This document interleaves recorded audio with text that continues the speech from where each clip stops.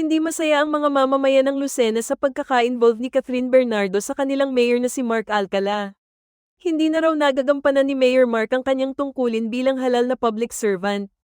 Madalas ay missing in action si Mayor Mark sa mahahalagang events sa Lucena dahil sa kasasama sa mga lakad abroad ni Catherine.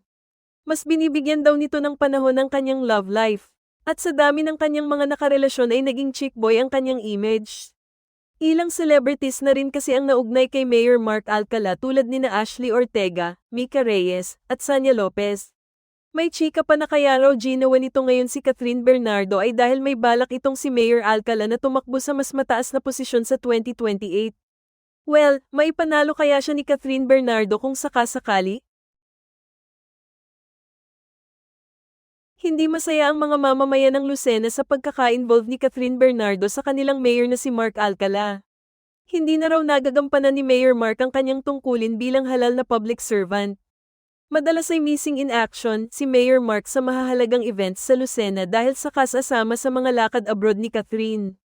Mas binibigyan daw nito ng panahon ang kanyang love life. At sa dami ng kanyang mga nakarelasyon ay naging chick boy ang kanyang image.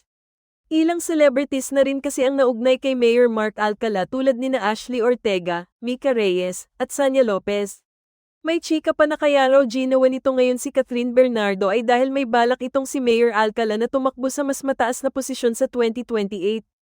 Well, maipanalo kaya siya ni Catherine Bernardo kung sakasakali?